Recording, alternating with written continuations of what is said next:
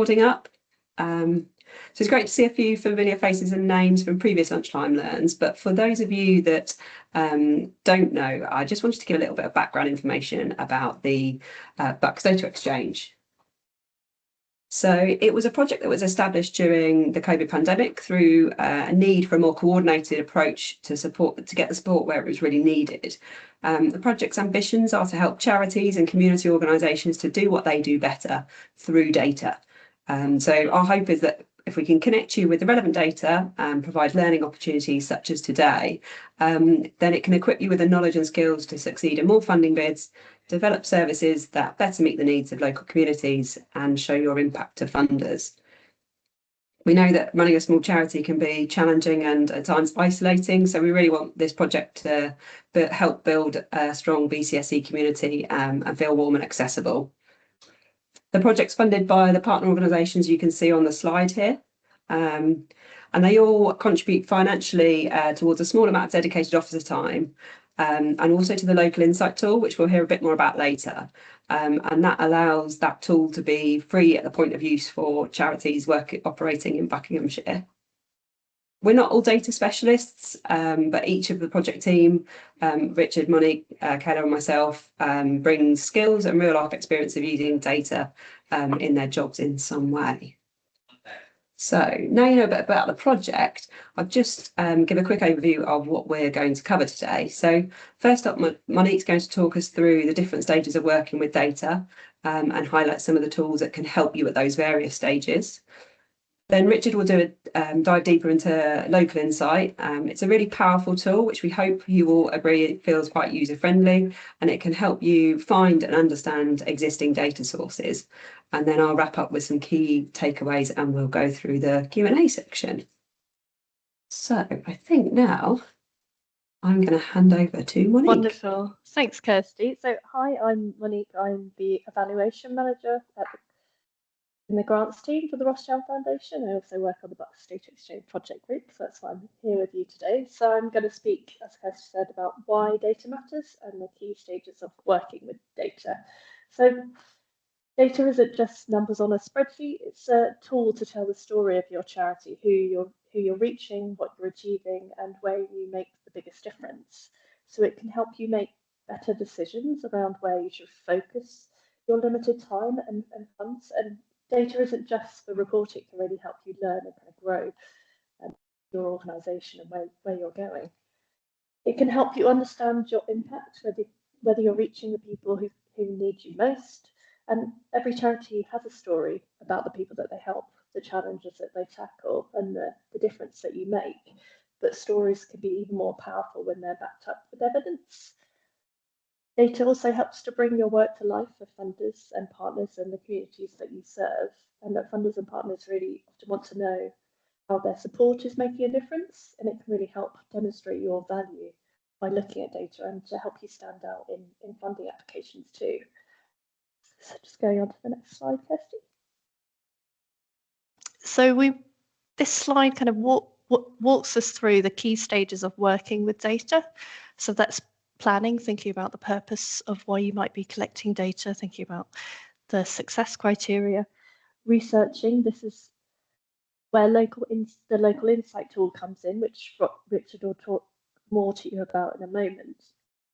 Then there's capturing your data, cleaning and analysing your data and presenting, and finally actually applying insights that you find when you kind of pulled that all together. So these stages really help ensure that data isn't just collected, but it's genuinely used to understand the impact and to support better decision making. So I'll briefly look at this through the lens of different types of data, which you can actually delve deeper into on the NBCO resource, which is linked to here, and we'll also link to in the follow-up emails that we send out. So if we go on to the next one, Kirsty. So quantitative data uses numbers to count or measure change. This can include closed questions on surveys, ratings, and operational data. It helps us to understand how much change has occurred and who is specifically experienced it. So when it comes to planning, it's useful to think about what numerical indicators matter most, what outcomes should be shifting through the change that you're supporting. In the research stage, it's about looking for existing data sources that give us kind of baseline or context. For example, a small charity supporting communities experiencing food insecurity might use the local insight tool to identify deprivation at a really local community level to show where there's that real need and that context within which they're working. When it comes to capturing data, for quantitative data, you might use tools like SurveyMonkey or free tools like Google Forms, which you can export directly into Excel, making that analysis stage easier for you. And before analysis, you always need to kind of clean your data, so that involves removing responses or duplicates, any errors, or ensuring that all the numbers and things are in the right format when you're analysing in Excel. Once the data is clean, it's useful time to think about which statistics help answer your evaluation questions. For example, is it the proportion of people who are experiencing an outcome, the change that you're making, or the type of people that are benefiting from your service? And when it comes to charts and tables, it's just really important to keep them clear and transparent, and being critical about what the data is telling you and what it isn't. And the final step is making sure that the findings directly inform your decisions or improvements or strategic direction. When it comes to qualitative data, thanks Kirsty, this includes open-ended questions, interviews, focus groups, or creative outputs like photographs or videos. And this really helps us to understand how and why the change might happen that you're supporting through your organisations and the lived experience behind those numbers. In the planning and research stages, it's about deciding which questions will help us understand the experiences, outcomes, and improvements needed. When it's in the review stage, it's thinking about existing evidence that might help frame or contextualise our findings. Again, that's where local insight can come in, and Richard will talk about more. When you're capturing qualitative data, that can also include things like short written feedback. And when it comes to cleaning and preparing, there tends to be one of two approaches that you might follow. So you could code and count, so that involves categorizing your responses or counting frequencies, and that's usually useful when you've got lots of data that you're working with. The other approach is theme and explore, so that's where you look at different themes that are coming up and try to explore them in a bit more depth. And that might be useful for smaller sample sizes or for something that's a little bit more complex, perhaps. So both of these approaches, you're looking for patterns. Is there anything surprising you? And are there any kind of biases or assumptions in play? When you're presenting findings from qualitative data, it's really useful to highlight key themes, patterns, and quotes that really illustrate what's going on in those themes that you've explored. And not to forget noting limitations, what is the data not telling you? And again, you really want the findings to be leading to where you can make those improvements or adaptations to your services or programs, or maybe taking a slightly different strategic direction. And hopefully that's a useful bit of a look through that from the two different data types. And I'm now going to hand over to Richard, who'll tell you more about local insight and its use at the research stage. Thank you, Monique. That was a really helpful discussion about different types of data and some really useful tools that we can all use.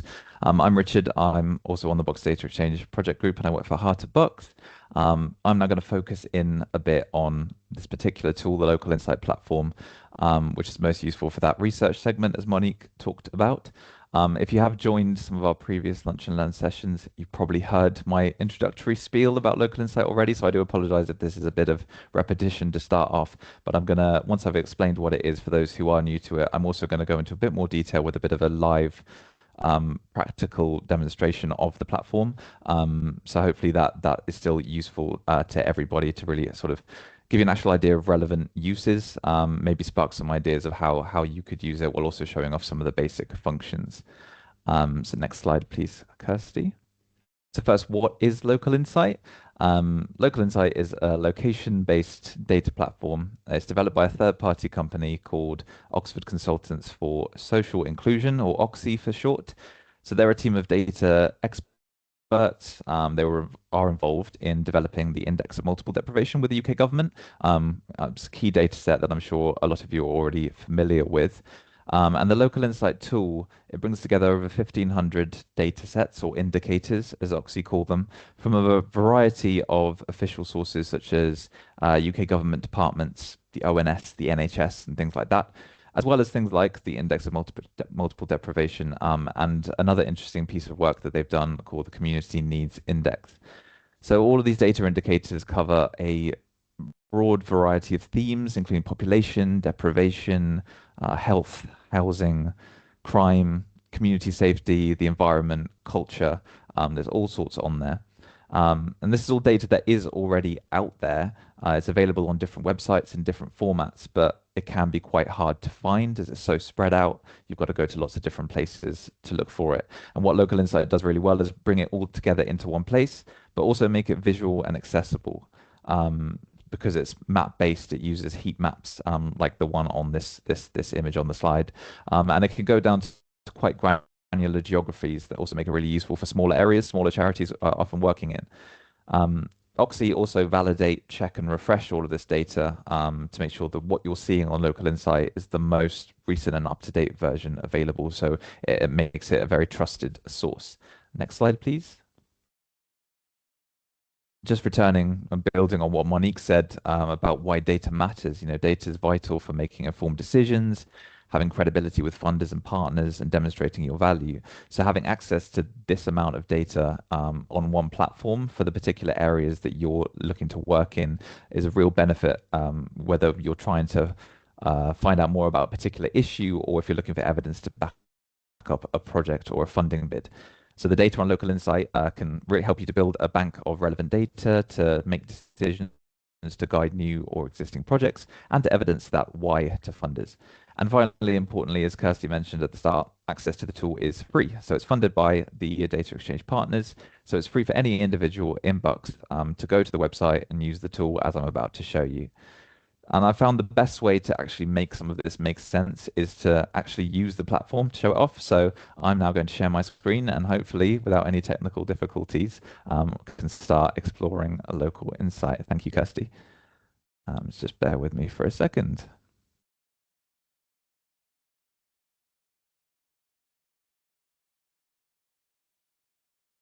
Okay, so hopefully you can see I should be on the Bucks Data Exchange homepage right now. Oh, I've lost something here, sorry. Bear with me. Okay, yeah, hopefully you can see that. Yeah, we can see it. Thanks, Richard. Thank you.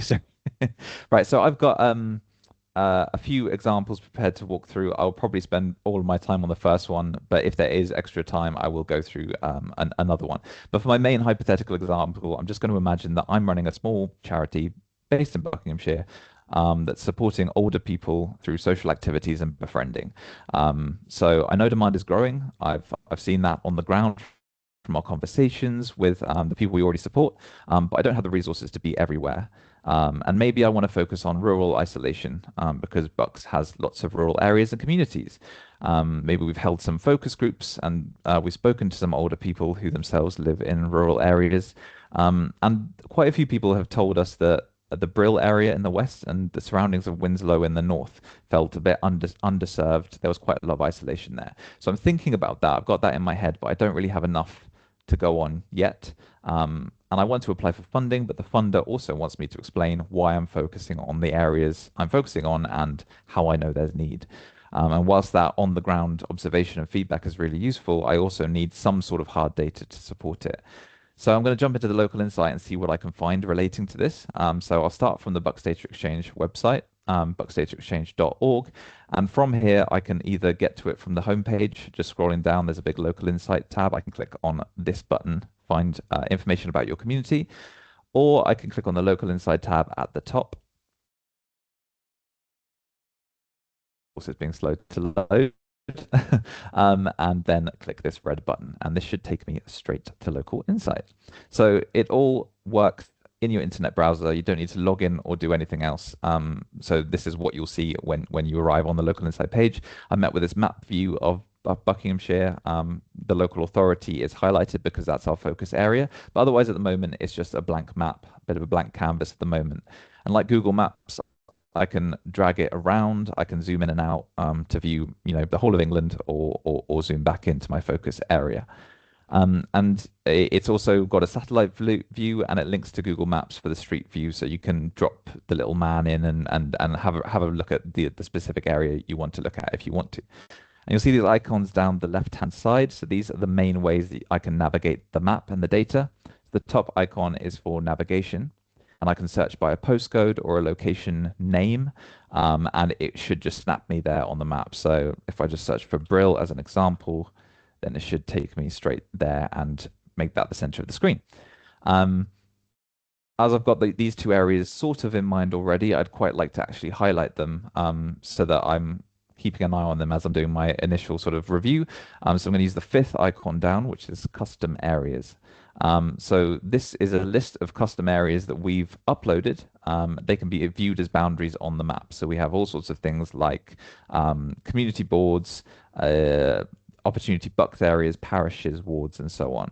I'm just going to search here. I can use the search tab, search for Brill. I've got Brill Parish, so I'm going to select that. And if I search for Winslow, got a few options here. I'm just going to go for Winslow Electoral Division, and we'll see what happens, and click View Custom Areas. And what it should do, hopefully, is load those boundaries onto the map. So I've got black boundaries that outline those specific areas.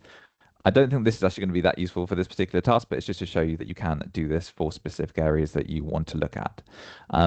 So now I want to find out if there's actually any data on older people on here. So the second icon down is data. If I click on that, then I should see all the available data indicators. And these are all grouped thematically. So we have things like demographics, deprivation, access, and so on. And there is actually a theme focused on older people. So if I click on this, then it should give me a full list of those data indicators that are related to older people, which is a really good starting point. If I was looking for something specific, like a keyword, then I could also search in the box in the right corner. A good starting point, it gives me things like population breakdown, income deprivation affecting older people, one-person households, and so on. So maybe I could start by looking at the demographics. So maybe how many people in different age brackets are living where in Bucks. So when I click on the indicator, it should then load it onto the map as a heat map. And it might take a second because I am screen sharing, so I apologize.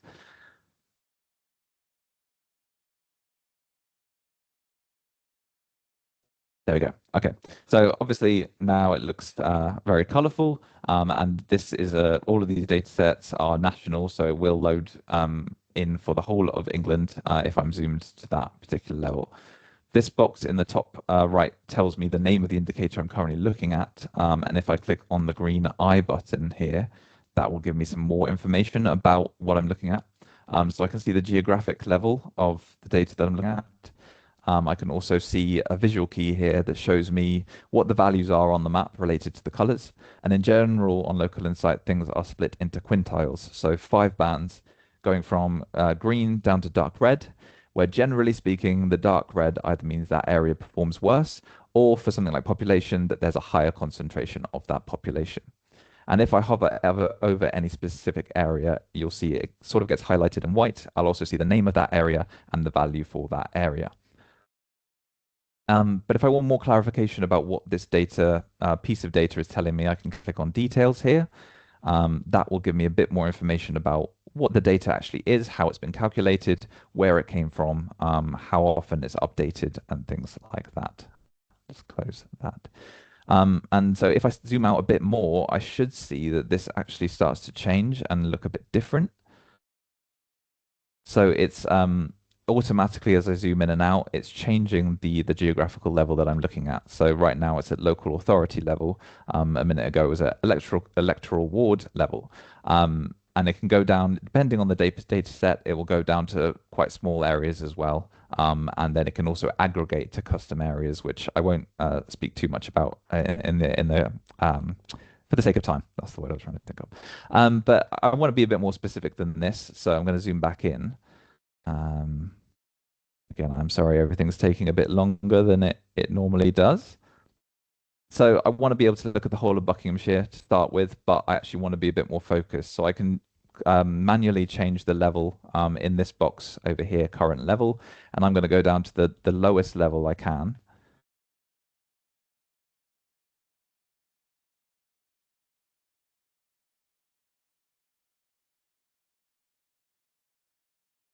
Or not. There we go. Right. And then I can click this green lock button to lock that in place. And now whether I zoom in or out, it will stay at that particular level I want to look at. So now I can start to really look at where those dark red parts are, to look at where the populations are the highest concentrations, and start to get an idea of where of populations of older people across Buckinghamshire.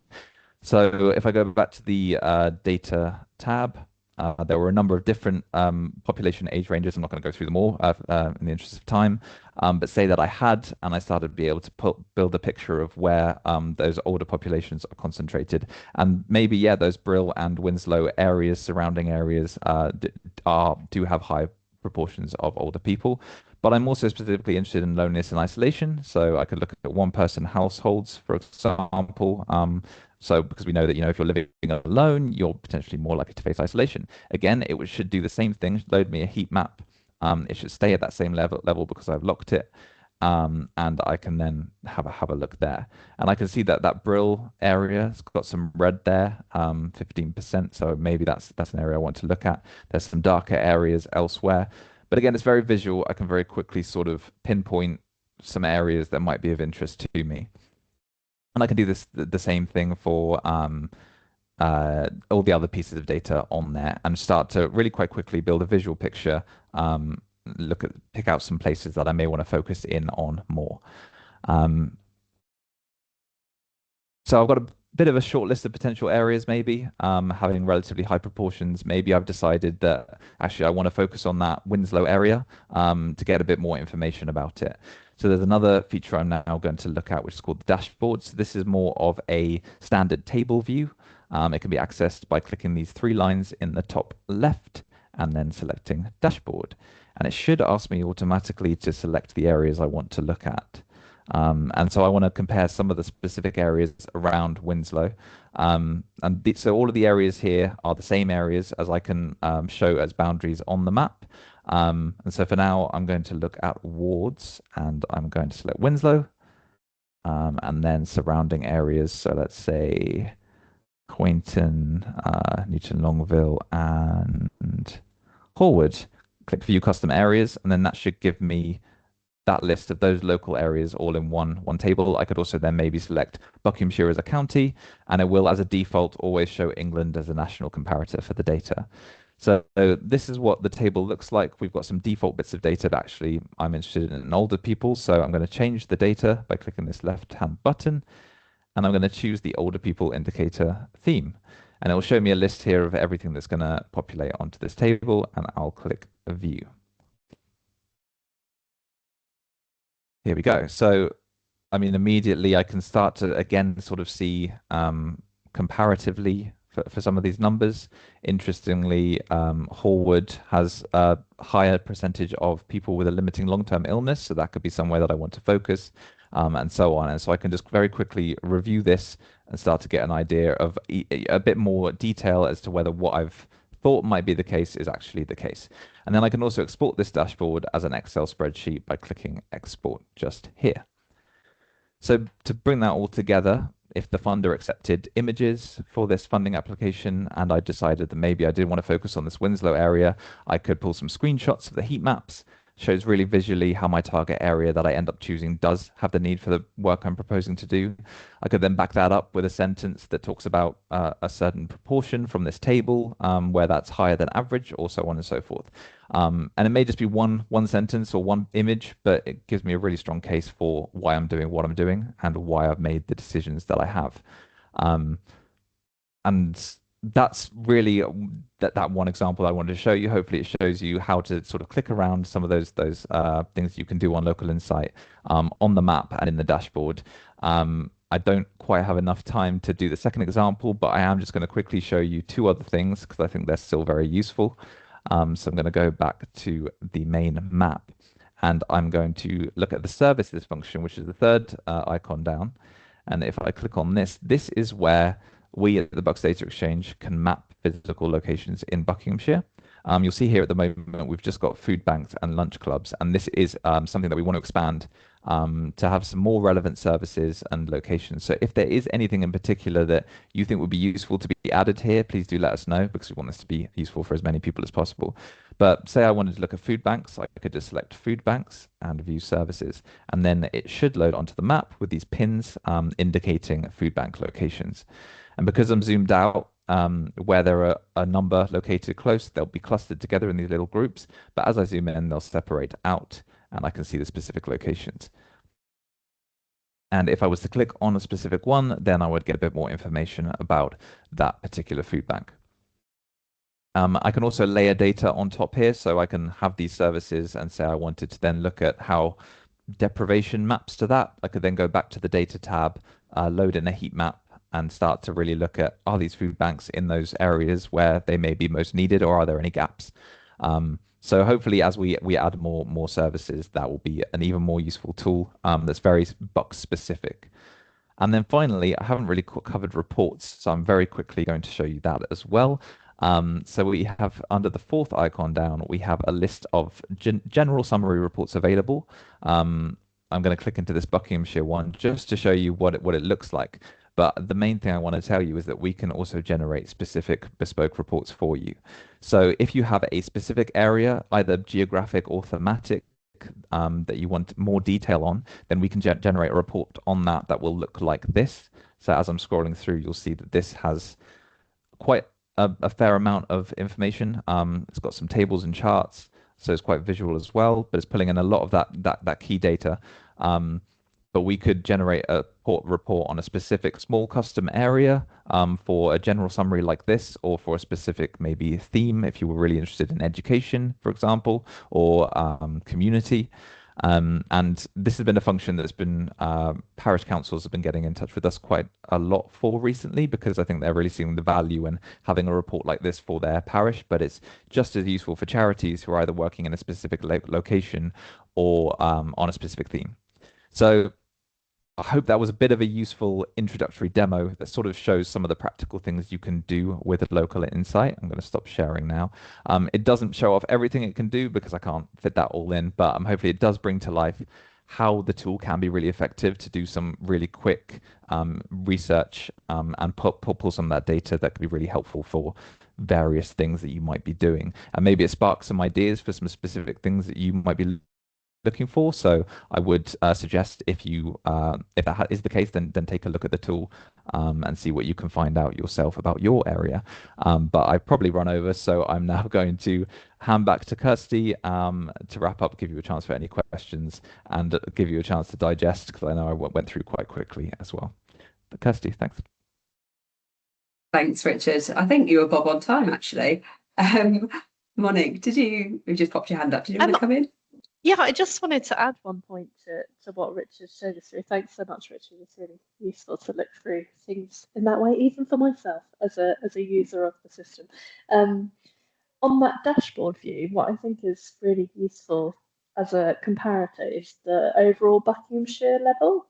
And like Rich was saying, you might have one sentence where you say, in my area, compared to the Buckinghamshire average. I think just a note, like if you are only able to input things as a sentence, that's the really useful way of adding in that contextual data. And back to you, Kirsty. I just wanted to add that. Great, thanks, Monique. And it's really good to have that kind of live experience of having used the platform. So hopefully there's been some useful information in the, shared so far.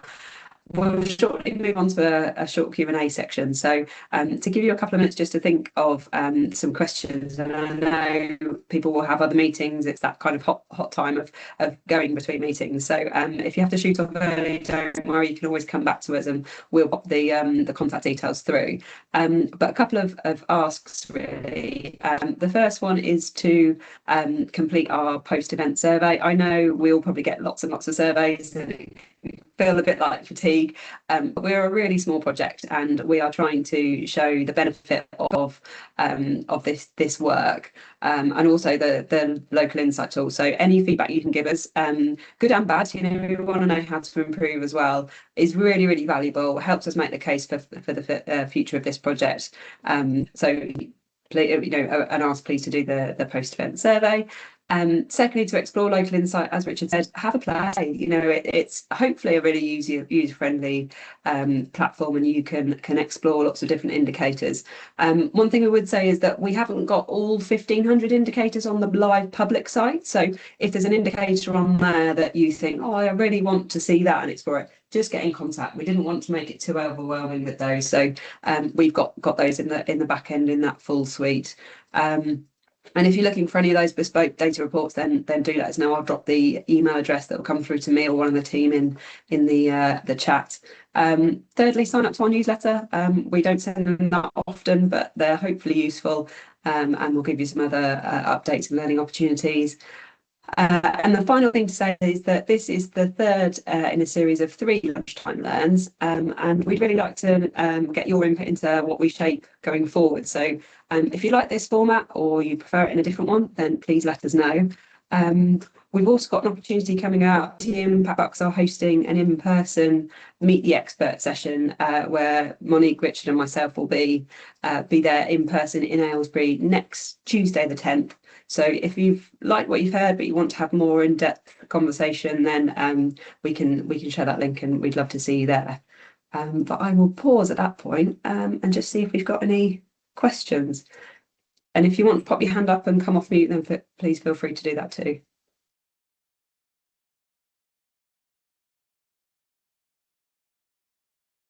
Okay, silence. If we have no questions though at this stage, you can all get a free pass. You can go on to finish your days and hopefully go and explore local insight for 15 minutes. Can I just jump in with something? It's Jo Belshaw here from OneCan. Thank you so much. I'm sorry I was late to the session, but that was really useful.